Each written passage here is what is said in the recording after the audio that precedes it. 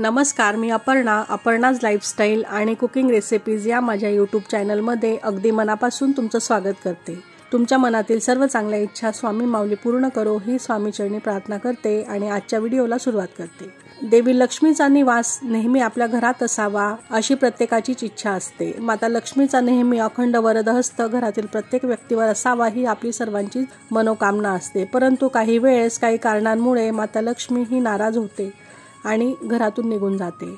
त्यावेळी अशा परिस्थितीत त्या घरामध्ये दुःख, दारिद्र्य, गरिबी ही वाढते। अशा वेळी सर्वांचीच इच्छा असते की माता लक्ष्मीचा अखंड वास आपल्या घरामध्ये असावा, घरात कोणत्याही गोष्टीची कमतरता ही नसावी। तर मंडळी, या वर्षातला शेवटचा गुरु पुष्पामृत योग 21 डिसेंबर 2024 रोजी येत आहे। या शुभदिनी तुम्ही तुमच्या घरामध्ये श्रीयंत्राची स्थापना नक्कीच करू शकता। ज्या घरात महालक्ष्मीचे मानले जाणारे श्रीयंत्र असते त्या घरामध्ये देवी लक्ष्मीचा नेहमी वास असतो। धनलक्ष्मी कृपा व्हावी यासाठी श्रीयंत्राची स्थापना सर्वाधिक लाभकारक ही मानली जाते। श्रीयंत्राची घरात स्थापना केल्याने माता लक्ष्मीचा विशेष आशीर्वाद हा प्राप्त होतो। त्यामुळे बरेच लोक घरामध्ये श्रीयंत्राची स्थापना तसेच पूजा करत असतात। श्रीयंत्राची पूजा विधिवत केल्यास सुख, समृद्धी, संपत्ती, ऐश्वर्य प्राप्त होते। श्रीयंत्र स्थापन करण्याचे काही नियमही आहेत। या नियमांचे पालन आपण जर काटेकोरपणे केले तर त्याचे खूपच चांगले परिणाम आपल्याला पाहायला मिळतात। योग्य नियम पालन केल्यामुळेच पूजेचे योग्य फळ आपल्याला प्राप्त होतं। तर हा विधी कसा करावा, याचे काय नियम आहेत आणि गुरु पुष्पामृत नक्षत्राच्या दिवशी याचं खास विशेष महत्त्व का आहे या बाबतीची माहिती आपण आजच्या व्हिडिओमध्ये जाणून घेणार आहोत। तर मैत्रिणींनो, या वर्षातला शेवटचा गुरु पुष्पामृत योग 21 डिसेंबर 2024 रोजी येत आहे। सकाळी 6:52 पासून ते दुपारी 3:34 या योगाचा कालावधी हा असणार आहे। तर या शुभदिनी श्रीयंत्र आपण घरामध्ये जर स्थापन केलं तर त्याचे अनेकोत्तम लाभ आपल्याला प्राप्त होतात।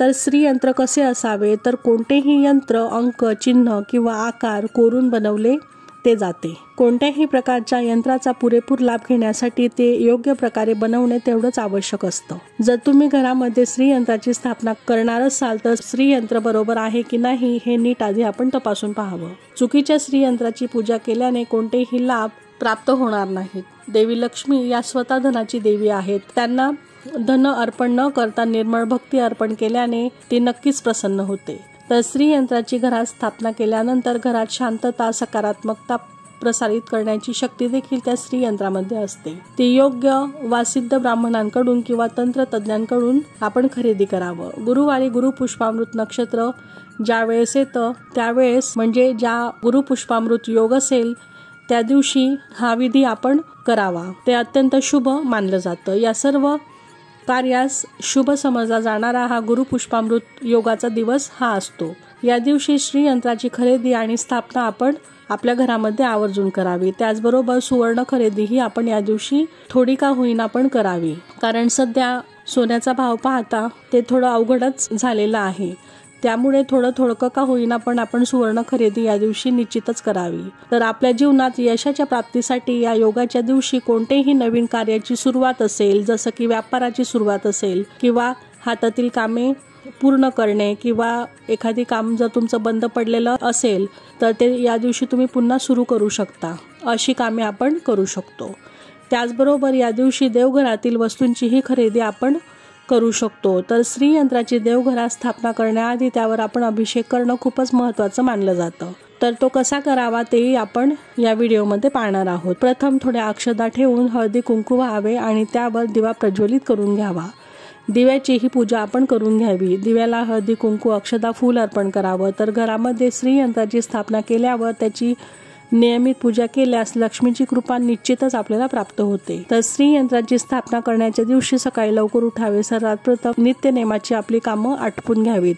मुख्य दरवाजावर गुरु पुष्पामृत योग असल्या कारणाने छान अशी पूजा सजावटही करावी। उंबरठ्याला हळदीचं लेपन करावं। दरवाजाला आंब्याचं पानांचं तोरणही तुम्ही लावू शकता। छान अशी रांगोळी काढून मुख्य दरवाजा आपण माता लक्ष्मीच्या आगमनासाठी सजवावा. माता लक्ष्मीला स्वच्छता अतिशय प्रिय आहे, तर घरामध्ये श्रीयंत्राची स्थापना ही नेहमी लाभाच्या भावनेने नाही तर सुख शांतीच्या भावनेने करावी. इथं आपण चौरंगावर लाल कपडा अंथरून घ्यावा, त्यावर एका तांबणात श्रीयंत्र ठेवावे, त्याखाली थोड्या अक्षता ठेवाव्यात. श्रीयंत्रावर अभिषेक आपण करायचा आहे. प्रथम पळीने श्रीयंत्रावर आपण जलाभिषेक करावा. त्यानंतर श्रीयंत्राच्या स्थापनेचा मुहूर्त सांगायचा झाला तर श्रेष्ठ मुहूर्त हा गुरुपुष्पामृत योग, रवी पुष्य योग, नवरात्री, धनत्रयोदशी, दीपावली, अक्षय तृतीया, शिवरात्री या कोणत्याही श्रेष्ठ दिवशी तुम्ही श्रीयंत्राची स्थापना आपल्या घरामध्ये करू शकता. श्रीयंत्राची स्थापना अत्यंत सोपी आहे. अभिषेक करताना लक्ष्मीचा बीज मंत्र तुम्ही म्हणू शकता. श्री यंत्राची स्थापना करताना 108 वेळा आपण लक्ष्मी बीज मंत्र म्हणावा. ओम श्री ही श्री कमले कमलालये प्रसिद्ध प्रसिद्ध श्री ही ओम महालक्ष्मी नमः या मंत्राचा जप आपण आपल्या मुखातून करावा. हा अत्यंत प्रभावी मंत्र मानला जातो, तसंच सर्वाधिक लाभदायकही मानला जातो. पंचामृताने अभिषेक केल्यानंतर परत आपण स्वच्छ पाण्याने अभिषेक करून घ्यावा. त्यानंतर हळद आणि कुंकू मिश्रित पाण्याचाही आपण श्रीयंत्रावर अभिषेक करावा. श्रीयंत्र हे चांदी, सुवर्ण, तांबे, अष्टधातू यांनी बनवलेले असते. तसेच स्फटिकाचेही श्रीयंत्र असते. अष्टधातूच्या श्रीयंत्राच्या पूजनाने सर्व कार्यात यश आणि मोक्ष याची प्राप्ती होत असते. श्रीयंत्र कधीही शिसे, कास्य, लाकूड, कापड वा भिंतीवर चित्रांकित करू नये. या यंत्राची विधिवत पूजा केल्यावरच ते घरात, दुकानात, ऑफिसमध्ये आपण ठेवावं. श्रीयंत्रामध्ये कोणतीही हानी किंवा त्रुटी घडून आल्यास ते विसर्जित करावं. श्रीयंत्राचे पूजन आणि स्थापना शास्त्रोक्त पद्धतीनं करावी. तर श्रीयंत्राची विधिवत प्राणप्रतिष्ठा व नित्यपूजन केल्याने शास्त्रोक्त फळे आपल्याला प्राप्त होतात. तर श्रीयंत्राची देवघरात प्राणप्रतिष्ठा केल्यावर यंत्राची रोज आपण पूजा अर्चा करण्याची आवश्यकता असते. रोज कमीत कमी तुम्ही दिवा, अगरबत्ती ओवाळणे हे देखील गरजेचे असते. वेळेची उपलब्धता किंवा आवडीनुसार यंत्राची पूजा, अभिषेक, षोडोपचारे, आराधना, पूजा, मंत्र जप, होम, लक्ष्मी बीज मंत्र, उपासना असे तुम्ही सेवा करू शकता, जेणेकरून यंत्रांची फळप्राप्ती नक्कीच आपल्याला होईल. श्रीयंत्रामध्ये महाकाली, परब्रह्म, महालक्ष्मी, महासरस्वती, परम विष्णू, परम शिव हे निवास करतात. म्हणून त्यांची पूजा केल्याने विश्वातील समस्त देवांची पूजा केल्याचे पुण्य आपल्याला प्राप्त होतं. अशा प्रकारे अभिषेकानंतर श्रीयंत्र स्वच्छ कपड्याने पुसून घ्यावं. विड्याच्या पानावर श्रीयंत्राची आपण स्थापना करावी. त्यावर थोडे अक्षता ठेवाव्यात. मग श्रीयंत्र आपण ठेवावं, किंवा तुम्ही एखाद्या प्लेटमध्ये मूठभर अक्षता ठेवून त्यावर देखील श्रीयंत्र ठेवू शकता. त्यावर हळदी कुंकू अर्पण करावे, पुष्प अर्पण करावे. त्यानंतर श्री सूक्त, लक्ष्मी मंत्र, श्री दुर्गा सप्तशती देवीचे कोणत्याही श्लोकाचा पाठ तुम्ही करू शकता. हा जप तुम्ही कमळगट्ट्याच्या माळेने करावा, किंवा तुम्ही ते यूट्यूबवर देखील लावून घेऊ शकता. श्रीयंत्रावर कुंकुमार्जन करताना मंत्र आवर्जून म्हणावा.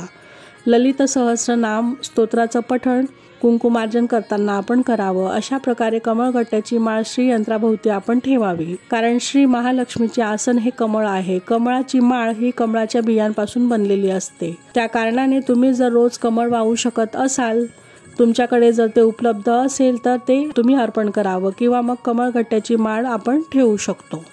कारण सर्वांकडेच कमळ हे उपलब्ध असेल असे नाही. त्यामुळे कमळगट्ट्याची माळ न विसरता श्रीयंत्राभोवती आपण ठेवावी. अशा प्रकारे श्रीयंत्राची स्थापना आपण करावी. धूपदीप दाखवावा, देवीची आरती म्हणावी, खिरीचा नैवेद्य ठेवावा, किंवा तुम्ही मिठाई ठेवली तरीही चालेल. श्रीयंत्र स्वामी समर्थांच्या केंद्रातही तुम्हाला मिळून जाईल. हे सर्व जे श्लोक आहेत व्हिडिओमध्ये सांगितलेले, त्याचेही पुस्तक तुम्हाला केंद्रामध्ये मिळू शकते. ते वाचून तुम्ही कोणत्याही देवतेची पूजा करू शकता. केंद्रानुसार स्थापना करायची झाली तर स्वामी समर्थ स्तवन म्हणावे.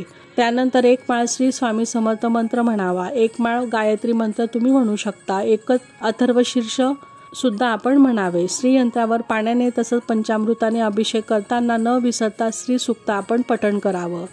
पूजा करताना माता लक्ष्मीची 12 नावेही तुम्ही घेऊ शकता. श्रीयंत्राची देवघरात स्थापना झाल्यावर आपल्या उजवा हात श्रीयंत्रावर ठेवावा आणि पुढील मंत्र म्हणावा.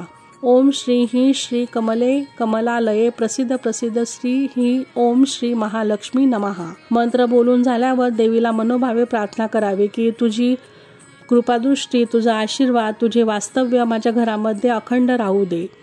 तर श्रीयंत्राचे काही नियमही आहेत. तर रोज श्रीयंत्र धुवायचे नसते किंवा अभिषेकही घालायचा नसतो. पौर्णिमेला तुम्ही अभिषेक करू शकता. तर शुभ दिवशी तुम्ही श्रीयंत्रावर कुंकुमार्जनही करू शकता. श्री सूक्त म्हणत आपण कुंकुमार्जन हे करावं आणि ते कुंकू एका डबीत भरून घरातील सर्वांना ते रोज आपण लावावं किंवा शुभ कार्यासाठी जाताना ते मस्तकावर आपण लावावं. श्रीयंत्रावर ज्या अक्षता ठेवलेल्या होत्या त्या आपल्या किचनमधील डब्यामध्ये आपण बरकत म्हणून टाकाव्यात. तसेच श्रीयंत्र कधीही आसनाशिवाय ठेवू नये. अक्षदांचं आसन नेहमी ठेवावं. दर पौर्णिमेला श्रीयंत्राची पूजा करावी. रोज श्री सूक्ताचं पठण करावं किंवा लक्ष्मीच्या 12 नावांचे तुम्ही उच्चारण केले तरीही चालेल. अशा प्रकारे श्रीयंत्राची स्थापना गुरुपुष्पामृत योगावर आपण नक्कीच करावी. ते अत्यंत शुभ आणि पवित्र मानलं जातं आणि त्याचे चमत्कारिक असे फायदे आपल्याला पाहायलाही मिळतात. तर मंडळी, कसा वाटला आजचा व्हिडिओ, आजची माहिती कमेंट करून नक्की सांगा आणि अशाच माहितीपूर्ण व्हिडिओसाठी आपल्या चॅनलला सबस्क्राईब नक्की करा. तुमचे जर काही प्रश्न असतील तर ते तुम्ही विचारू शकता. श्री स्वामी समर्थ.